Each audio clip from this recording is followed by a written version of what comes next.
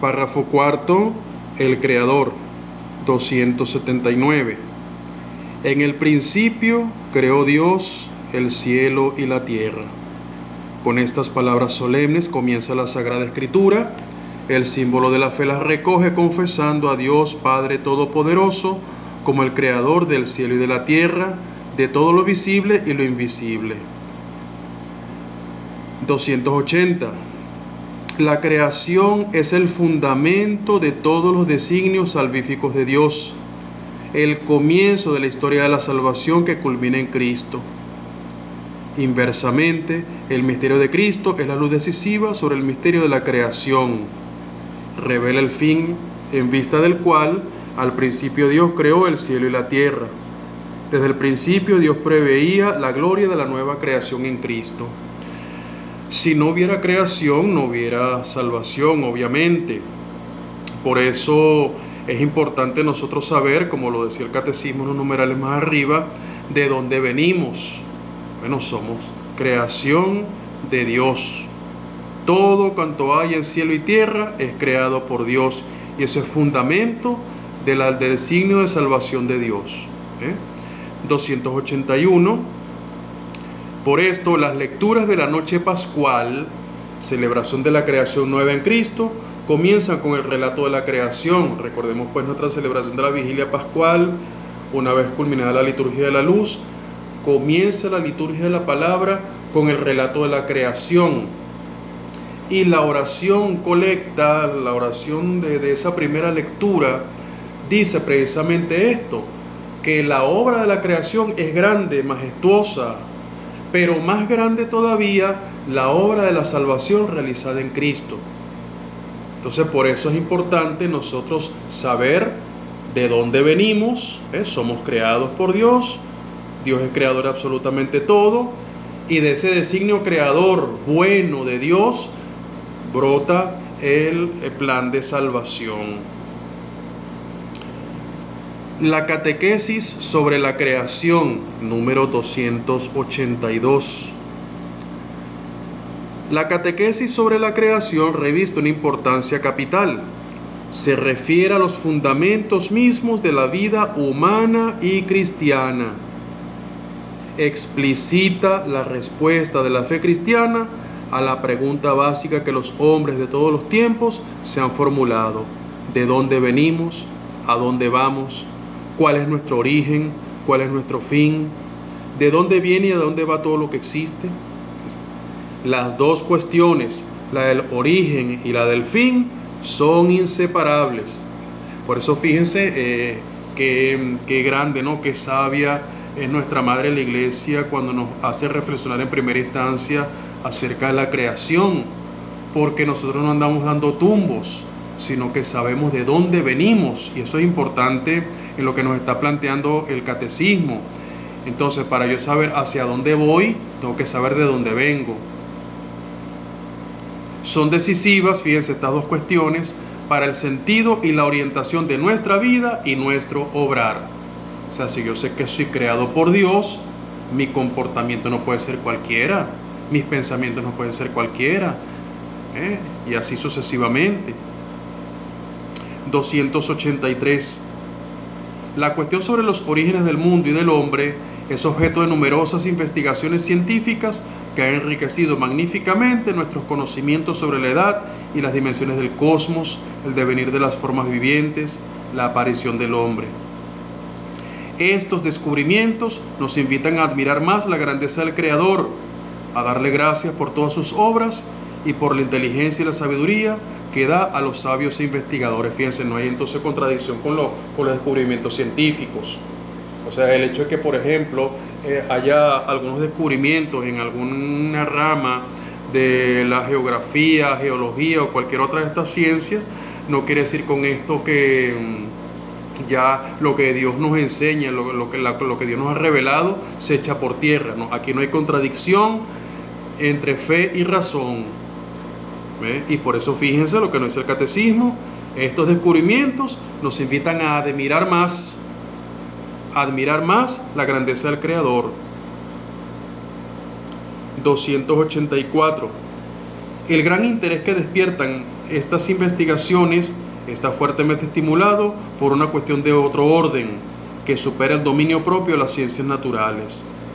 No se trata solo de saber cuándo y cómo ha surgido materialmente el cosmos, ni cuándo apareció el hombre, sino más bien de descubrir cuál es el sentido de tal origen, cuál es el sentido de la vida, cuál es el sentido de la creación, ¿ve? ¿Para qué fue creada todo lo que existe? ¿Cuál es el sentido? Fíjense, hay algo mucho más importante. Pues nosotros podemos descubrir, no, mira, el hombre apareció sobre la tierra hace, qué sé yo, 10.000 años, por decir una cifra. Ok, yo puedo saber eso, pero ¿para qué vino el hombre? ¿Para qué existe el hombre? Eso sí es lo que me interesa, porque de que el hombre haya aparecido en algún momento del tiempo, bueno, sí, enriquece mis conocimientos, pero no me da mucha luz acerca de mi propia existencia, de lo que me está pasando, de mis orígenes, de mi fin. 285.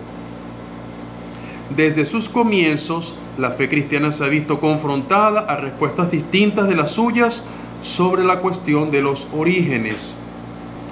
Entonces, fíjense, este cuestionamiento no es algo exclusivo de la fe cristiana, sino que las religiones y culturas antiguas también trataron de dar respuesta a todo esto.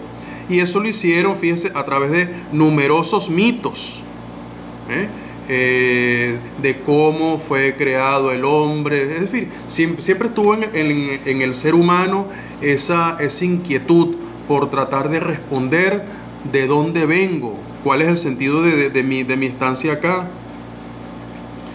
Fíjense, entre las diversas respuestas, algunos filósofos han dicho que todo es Dios, que el mundo es Dios, o que el devenir del mundo es el devenir de Dios, es decir, panteísmo.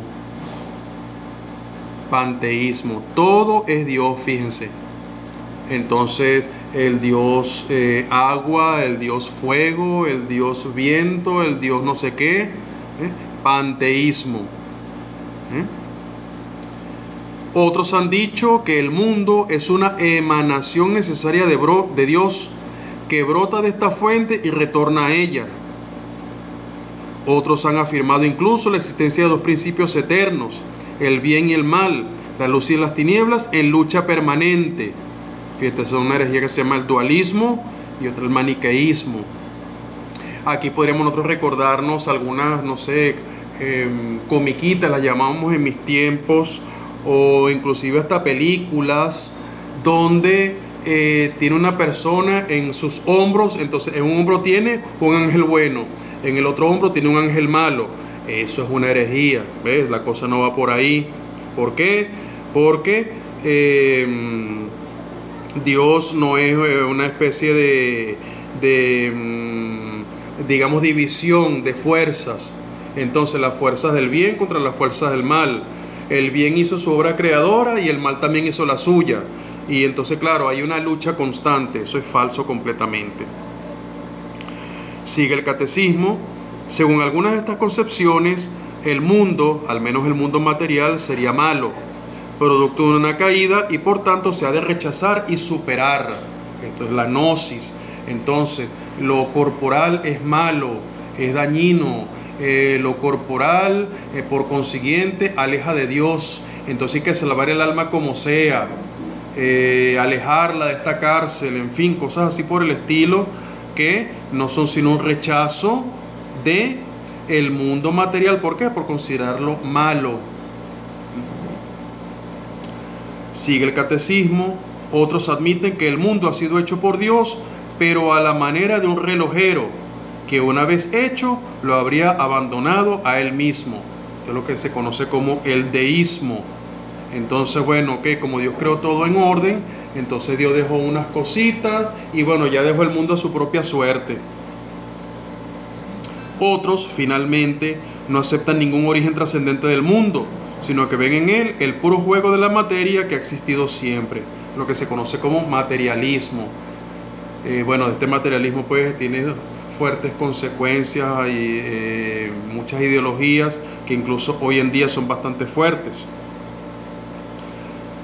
Sigue el catecismo. Todas estas tentativas dan testimonio de la permanencia y de la universalidad de la cuestión de los orígenes.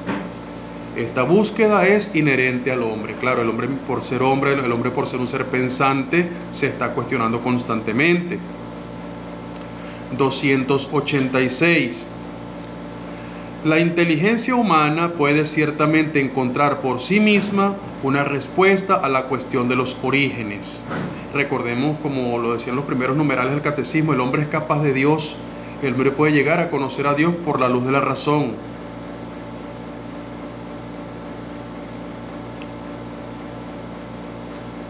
Dice un poco más abajo, por eso la fe viene a confirmar y a esclarecer la razón para la justa inteligencia de esta verdad.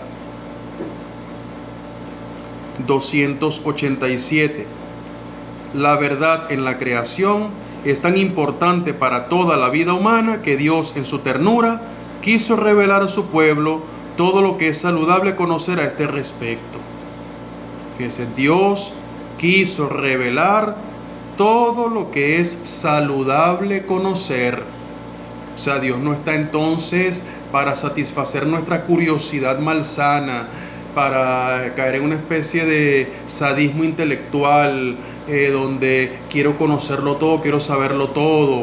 No, sabemos lo que Dios considera que es saludable que nosotros conozcamos. Por eso, de la creación, bueno, lo que la misma fe nos ilumina, lo que la misma fe nos ilustra. ¿Ve? Los demás, los detalles, por eso les decía hace un momento con el hombre que apareció hace tanto o cuánto, no nos ofrece mucha luz, ¿ve? Acerca de nuestra existencia particular. Pero si hay asuntos sobre la creación que son importantes que yo los conozca, mis orígenes, ¿ve? ¿De dónde vengo? 288. Así, la revelación de la creación es inseparable de la revelación y de la realización de la alianza del Dios único con su pueblo. Y fíjense que esa es la pedagogía que encontramos nosotros en las Sagradas Escrituras. Dios crea, luego viene la caída, y entonces Dios comienza a hacer alianza con Noé, después viene la alianza con Abraham, Dios se va formando un pueblo, luego viene la alianza con Moisés, pero fíjense, no hay alianza con Moisés si no hay creación. Y esto es importante pues tenerlo en cuenta. La creación es revelada como el primer paso hacia esta alianza, como el primero y universal testimonio del amor todopoderoso de Dios. 289. Entre todas las obras de la Sagrada Escritura sobre la creación, los 3 primeros capítulos del Génesis ocupan un lugar único. Fíjense, los 3 primeros capítulos del Génesis. Ahí tenemos nosotros una enseñanza bastante completa acerca de la esencia, lo que Dios nos ha revelado acerca de nuestro origen, acerca de su designio de creación y salvación. Los 3 primeros capítulos del Génesis. Finaliza este numeral diciendo: leídas a la luz de Cristo, en la unidad de la Sagrada Escritura y en la tradición viva de la Iglesia, estas palabras siguen siendo la fuente principal para la catequesis de los misterios del comienzo: creación, caída, promesa de salvación. Entonces, qué importante, y bueno, el mismo catecismo nos va a ayudar un poquito a este respecto, reflexionando los 3 primeros capítulos del Génesis. La creación, obra de la Santísima Trinidad. 290. En el principio Dios creó el cielo y la tierra. 3 cosas se afirman en estas primeras palabras de la Escritura. El Dios eterno ha dado principio a todo lo que existe fuera de Él. Solo Él es creador. Solo Él es creador. La totalidad de lo que existe, expresada en la fórmula cielo y tierra, depende de aquel que le da el ser. Dios creó, es el único creador. 291. En el principio existía el Verbo, y el Verbo era Dios. Todo fue hecho por Él, y sin Él nada ha sido hecho. Esta es cita del comienzo del Evangelio de San Juan. El Nuevo Testamento revela que Dios creó todo por el Verbo eterno, su Hijo amado. Sigue el catecismo. La fe de la Iglesia afirma también la acción creadora del Espíritu Santo. Él es el dador de vida, el Espíritu creador, la fuente de todo bien. 292. La acción creadora del Hijo y del Espíritu, insinuada en el Antiguo Testamento, revelada en la Nueva Alianza, inseparablemente una con la del Padre, es claramente afirmada por la regla de fe de la Iglesia. Solo existe un Dios, es el Padre, es Dios, es el Creador, es el Autor, es el Ordenador. Ha hecho todas las cosas por sí mismo, es decir, por su verbo y por su sabiduría, por el Hijo y el Espíritu, que son como sus manos. La creación es obra común de la Santísima Trinidad. Recuerden lo que hemos dicho de la Santísima Trinidad, que se trata de un misterio de la fe. El Padre es Dios, el Hijo es Dios, el Espíritu Santo es Dios. Cada uno de ellos, Padre, Hijo y Espíritu Santo, ha estado siempre presente en la obra de la creación y en la obra de la salvación, porque así como nos ha sido revelada la Santísima Trinidad como misterio central de nuestra fe, pero no solamente tenemos una Trinidad salvadora, sino que recuerden lo que hemos dicho hasta ahora también: sin creación no hay salvación, sin creación no hay alianza. Entonces, por eso la presencia y la acción de la Santísima Trinidad en la creación es también de importancia para nosotros. Cada uno en lo suyo, pero todos presentes en la obra de la creación. El mundo ha sido creado para la gloria de Dios. 293. Es una verdad fundamental que la Escritura y la tradición no cesan de enseñar y de celebrar. El mundo ha sido creado para la gloria de Dios. El mundo ha sido creado para la gloria de Dios. Porque Dios no tiene otra razón para crear que su amor y su bondad. Entonces Dios ha creado las cosas por amor, por bondad, pero también para comunicarnos su gloria y que nosotros seamos reflejo de esa gloria. El solo verdadero Dios, dice el Vaticano I, en su bondad y por su fuerza todopoderosa. Recuerden que cuando hablamos de esta fuerza todopoderosa, tenemos que hablar de lo que decíamos un poco más arriba, que el poder de Dios es universal, amoroso y misterioso. Bueno, esto tenemos que encajarlo acá.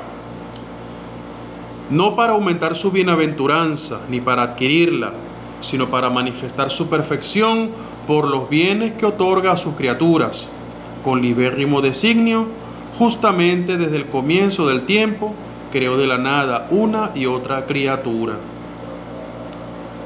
294. La gloria de Dios consiste en que se realice esta manifestación y esta comunicación de su bondad, para las cuales el mundo ha sido creado. Es importante que nosotros tomemos conciencia de esta realidad de la gloria de Dios, para la cual también hemos sido creados.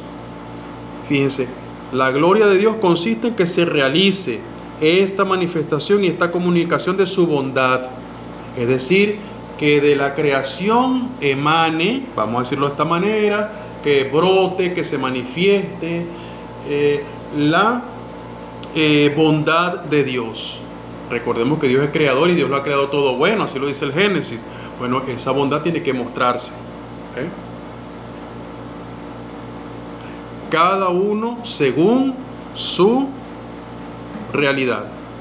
Por ejemplo, los minerales haciendo todo lo que Dios les permite, pues según su condición de creación, de que ellos puedan hacer. Los vegetales, las plantas, igual, ellos dan gloria a Dios. Los animales dan gloria a Dios. ¿Por qué? Porque ellos hacen todo y solo aquello para lo cual han sido creados, manifestar la bondad de Dios. Cada uno según su condición. Por eso, el mineral da gloria a Dios siendo mineral. El vegetal da gloria a Dios siendo vegetal. El animal da gloria a Dios siendo animal. Por eso, fíjense, una pequeña reflexión para nosotros. Los animales domésticos, las mascotas. Yo considero que esos animalitos nos dan a nosotros una cátedra de cómo se da gloria a Dios. Por lo dicho, ellos están haciendo todo y solo aquello para lo cual han sido creados, ni más ni menos. ¿Ve? Los vegetales, bueno, nos dan una paliza, vamos a decirlo así, de enseñanza, porque ellos, haciendo lo que saben hacer, que a los ojos de los hombres es inútil, es nada, porque fíjense cómo el hombre se ha dado la tarea también de deforestar para en aras del progreso, no sé, la modernidad, etcétera. Pero fíjense, los animales, los vegetales nos dan a nosotros clase. Ellos dan gloria a Dios porque ellos manifiestan la bondad para la cual han sido creados.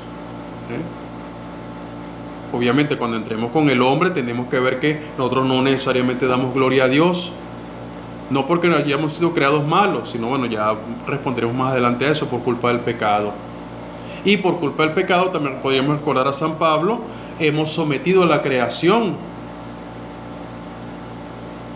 Y por eso la creación está expectante también, anhelando su liberación, dice San Pablo en la carta a los Romanos capítulo 8. Entonces, hemos sido creados para la gloria de Dios, para que se manifieste el amor y la bondad de Dios. Todo cuanto existe, desde los seres más microscópicos hasta los seres más avanzados, el hombre, que vamos a decirlo así, es el culmen de la creación, todo es para gloria de Dios.